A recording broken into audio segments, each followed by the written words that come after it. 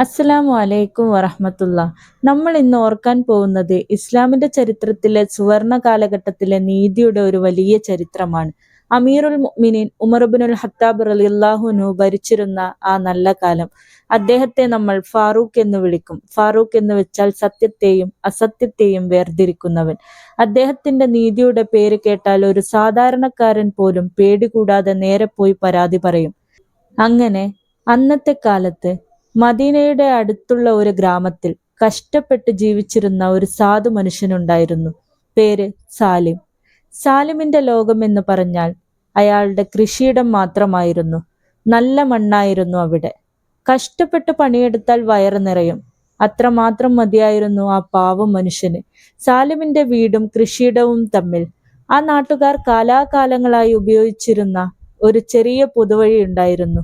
വെള്ളം കൊണ്ടുപോവാനും കൃഷിക്കുള്ള വളം ചുമക്കാനും കുട്ടികൾക്ക് മദ്രസയിലേക്ക് പോകാനുമൊക്കെ ആ വഴി കൂടിയേ തീരൂ. അതൊരു നാടിന്റെ വഴിയായിരുന്നു. ഒരുപാട് ഓർമ്മകൾ ആ വഴിയിലുണ്ടായിരുന്നു.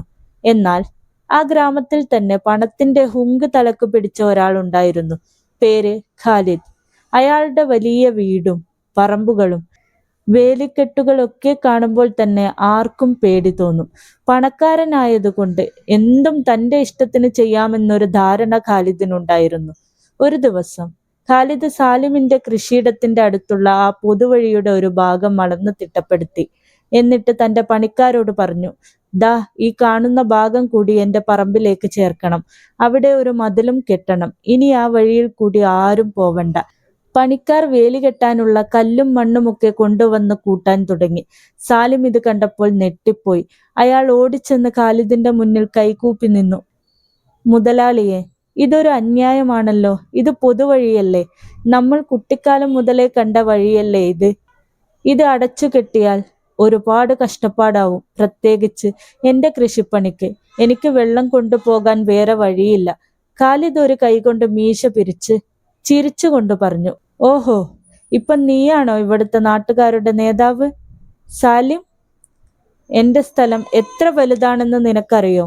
ഞാൻ എന്റെ പറമ്പ് വലുതാക്കുക. ഈ വഴി വെറുതെ കിടക്കുന്നത് എന്തിനാ? നിനക്ക് ബുദ്ധിമുട്ടുണ്ടെങ്കിൽ നീ ചുറ്റി വളഞ്ഞു പോയിക്കോ. നിന്റെ കൃഷിക്കാരൻ മാത്രം നീ നോക്കിയാൽ മതി. അധികം ഇവിടെ നിന്ന് വഴക്കുണ്ടാക്കാൻ വരണ്ട. സാലിം പല നാട്ടുകാരോടും പോയി പറഞ്ഞു. നിങ്ങളെങ്കിലും വന്ന് ഖാലിദിനോട് പറയ്. നാളത്തെ ദിവസം നമ്മൾ ഓരോരുത്തർക്കും ബുദ്ധിമുട്ടാവൂലേ? പക്ഷേ ഖാലിദിനെ പിടിച്ച് ആരും വായ തുറന്നില്ല.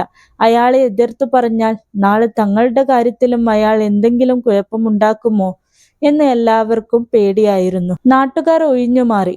സാലിമേ, നീ ഇനി വെറുതെ അയാളോട് തർക്കിക്കാൻ നിൽക്കണ്ട.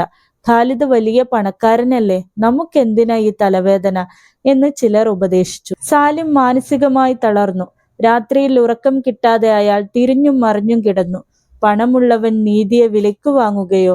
ഈ നാട്ടിൽ ഒരു പാവപ്പെട്ടവന് നീതി കിട്ടാൻ വേറെ വഴിയൊന്നുമില്ലേ? അയാൾ ആലോചിച്ചു.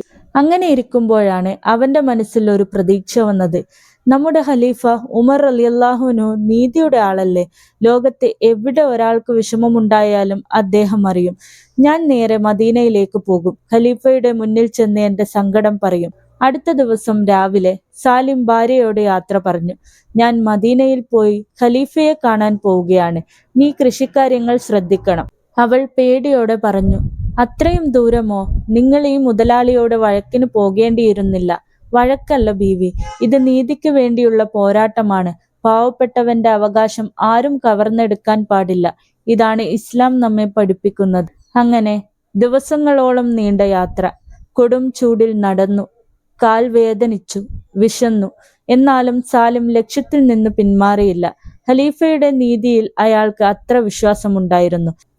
അവസാനം മദീനയിലെത്തി. വലിയ കെട്ടിടങ്ങളോ പട്ടാളക്കാരെ കൊണ്ടുള്ള കാവലുകളോ ഒന്നും സാലിം പ്രതീക്ഷിച്ച പോലെ കണ്ടില്ല. ഇതെന്തൊരു ഭരണമാണ്? ഖലീഫ എവിടെയായിരിക്കും? അയാൾ തിരക്കി നടന്നു. ഒടുവിൽ ആളുകൾ ഒരു വീട് ചൂണ്ടിക്കാണിച്ചു പറഞ്ഞു, അവിടെയാണ് ഖലീഫയുടെ വീട്. ദാ ആ വീടിന്റെ മുന്നിലെ മരത്തിന്റെ തണലിൽ വിശ്രമിക്കുന്നുണ്ടാവും. സാലിം അമ്പരപ്പോടെ അങ്ങോട്ട് നടന്നു. അവിടെ കണ്ട കാഴ്ച അയാളെ അത്ഭുതപ്പെടുത്തി. കീറിയ ഒരു പുടവയിട്ട, തലയിൽ തുണിക്കെട്ടുള്ള, കയ്യിൽ ഒരു വടിയുമായി മരത്തണലിൽ മണ്ണിൽ കിടന്നുറങ്ങുന്ന ഒരാൾ. ഇതാണോ ലോകം മുഴുവൻ അടക്കി ഭരിക്കുന്ന നേതാവ്? സാലിം പതുക്കെ അടുത്തേക്ക് ചെന്ന് സലാം പറഞ്ഞു. ഉമർ റളിയല്ലാഹു അൻഹു നെട്ടിയുണർന്നു. അദ്ദേഹം പരുപരുത്ത ശബ്ദത്തിൽ മറുപടി പറഞ്ഞു, വഅലൈക്കുമുസ്സലാം. ആരാണാവോ? എന്താണ് വേണ്ടത്? അമീറുൽ മുഅ്മിനീൻ ഉമർ റളിയല്ലാഹു അൻഹു ആണോ? അതെ, ഞാൻ ഉമറാണ്. ഭയപ്പെടാതെ കാര്യം പറയൂ. സാലിം താൻ വന്ന കാര്യം കരച്ചിലോടെ അദ്ദേഹത്തിന്റെ കാതിൽ എത്തിച്ചു. ഖാലിദ് എന്ന ധനികൻ എങ്ങനെ പൊതുവഴി അടച്ചുകെട്ടിയെന്നും നാട്ടുകാർ എങ്ങനെ നിസ്സഹായരായെന്നും എല്ലാം സാലിം വിശദമായി പറഞ്ഞു. ഉമർ റളിയല്ലാഹു അൻഹു എല്ലാം കേട്ട് തലയാട്ടി. എന്നിട്ട് അദ്ദേഹം പറഞ്ഞു, നീതിക്ക് വേണ്ടി ഇത്രയും ദൂരം വന്നല്ലോ മോനെ. അള്ളാഹു നിനക്ക് കൂലി നൽകും. നീ വിഷമിക്കണ്ട. എന്റെ ഭരണത്തിൽ ഒരാൾക്കും അനീതി സംഭവിക്കില്ല. ഉമർ റളിയല്ലാഹു അൻഹു അവിടെ കണ്ട ഒരു ഈന്തപ്പനയോല എടുത്തു. സാലിമിനെ നോക്കി ഗൗരവത്തോടെ ചോദിച്ചു, നീ എന്തിനാ ഇത്രയും ദൂരം വന്നത്? ഖലീഫ, എനിക്ക് നീതി കിട്ടാൻ. സാലിം പറഞ്ഞു. ശരി, നീ ഇപ്പോൾ തന്നെ നിന്റെ നാട്ടിലേക്ക് മടങ്ങിപ്പോവുക. പോകുന്ന വഴിക്ക് ഒരു കൽക്കരി കഷ്ണം കണ്ടാൽ അതെടുത്ത് ഈ ഓലയിൽ ഒരു വര വരയ്ക്കുക. എന്നിട്ട് ഈ ഓല നീ ഖാലിദിന്റെ വാതിൽക്കൽ കൊണ്ടുപോയി വെച്ചു കൊടുക്കണം. എന്നിട്ട് പറയണം, ഇത് അമീറുൽ മുഅ്മിനീന്റെ സന്ദേശമാണെന്ന്. സാലിമിന് വീണ്ടും സംശയമായി. ഒരു വരയുള്ള ഓലയോ? ഇതെങ്ങനെ ആ ധിക്കാരിയായ മുതലാളിയെ പേടിപ്പെടുത്തും? ചിലപ്പോൾ ഖലീഫ എന്നെ വിഡ്ഢിയാക്കുകയാണോ? എന്നാലും സാലിം വിനയത്തോടെ അത് വാങ്ങി. മനസ്സിൽ ദൈവത്തിലുള്ള വിശ്വാസവും ഖലീഫയുടെ നീതിയിലുള്ള പ്രതീക്ഷയും വെച്ച് അദ്ദേഹം വീണ്ടും നാട്ടിലേക്ക് തിരിച്ചു നടന്നു. ദിവസങ്ങൾ കടന്നുപോയി. സാലിം ക്ഷീണിച്ച് നാട്ടിലെത്തി. നേരെ തന്റെ കൃഷിയിടത്തിന്റെ അടുത്തേക്ക് ചെന്നു. വഴി കെട്ടിയടച്ചിരിക്കുന്നു. സാലിമിന്റെ മനസ്സിൽ വിഷമം വന്നു. ഇനി എന്തു ചെയ്യും? എങ്കിലും ഖലീഫ പറഞ്ഞതനുസരിക്കണ്ടേ? അയാൾ പോകുന്ന വഴിക്ക് ഒരു കൽക്കരി കഷ്ണം കണ്ടെത്തി. അത് വെച്ച് ആ ഈന്തപ്പനയോലയിൽ നേർക്ക് നേർ ഒരു വര വരച്ചു. എന്നിട്ട് നേരെ ഖാലിദിന്റെ വീടിന്റെ അടുത്തേക്ക് ചെന്നു. വാതിൽക്കൽ ചെന്ന് ഉറക്കെ വിളിച്ചു, ഖാലിദേ, പുറത്തു വരൂ. അമീറുൽ മുഅ്മിനീൻ അയച്ച സന്ദേശമുണ്ട് നിനക്ക്. ഖാലിദ് അത് കേട്ട് ചിരിച്ചു. ഓ, ഈ പാവം ഇപ്പോഴും നീതിക്ക് വേണ്ടി നടക്കുകയാണോ? ഞാൻ ഇതൊന്നും കാര്യമാക്കില്ല. എന്നാലും ഖലീഫയുടെ പേര് കേട്ടപ്പോൾ അയാൾക്ക് ചെറിയൊരു പേടി തോന്നി. എന്താ നിന്റെ കയ്യിലുള്ളത്? ഇതാ, ഖലീഫ ഉമർ റളിയല്ലാഹു അൻഹു നിനക്ക് വേണ്ടി അയച്ച സന്ദേശം. സാലിം ആ വരച്ച ഓല ഖാലിദിന്റെ കയ്യിൽ കൊടുത്തു. ഖാലിദ് നോക്കിയപ്പോൾ ഒരു കൽക്കരി വര മാത്രം. അയാൾ വീണ്ടും ചിരിച്ചു. ഇതാണോ ഖലീഫയുടെ സന്ദേശം? ഈ വര വെച്ച് നീ എന്ത് ചെയ്യാൻ പോവുകയാ? സാലിം പറഞ്ഞു, ഖാലിദേ, ഇത് നീതിയുടെ വരയാണ്. ഈ വരയ്ക്ക് 2 ഭാഗങ്ങളുണ്ട്. ഒരു ഭാഗം നീതി, ഒരു ഭാഗം അനീതി. ഖലീഫ ഈ വര വരച്ചു പറഞ്ഞത് ഇതാണ്: സത്യവും അസത്യവും തമ്മിൽ ഈ വരയേക്കാൾ വ്യത്യാസമില്ല. ഒന്നെങ്കിൽ നീതിയുടെ ഭാഗത്ത് നിൽക്കുക. അതിൽ നീ അറിയണം, ഈ വര നിനക്കെതിരെയായിരിക്കും വരക്കപ്പെടാൻ പോകുന്നത്. ഈ വാക്കുകൾ കേട്ടതും ഖാലിദ് ഞെട്ടിപ്പോയി. ഉമർ റളിയല്ലാഹു അൻഹു എന്ന ഫാറൂഖിനെ കുറിച്ച് അയാൾക്ക് നന്നായി അറിയാം. ആ വര എന്നത് അദ്ദേഹത്തിന്റെ വാളായിട്ട് അയാൾക്ക് തോന്നി. നീതിയുടെ വാൾ. ഈ നാട്ടിലെ ചെറിയൊരു വഴിയടച്ചതിന് ഖലീഫ നേരിട്ട് ഇടപെട്ടിരിക്കുന്നു. നാളെ ഉമർ റളിയല്ലാഹു അൻഹു ഇവിടെ വന്നാൽ തന്റെ പണവും സ്വാധീനവും ഒന്നും വില പോവില്ല. ഖാലിദ് വിറയ്ക്കാൻ തുടങ്ങി. അയാൾ ഉടനെ തന്നെ സാലിമിന്റെ കാലിൽ വീണു. സാലിം, എന്നോട് ക്ഷമിക്കണം. എന്റെ അഹങ്കാരം എന്നെക്കൊണ്ട് തെറ്റ് ചെയ്യിച്ചതാണ്.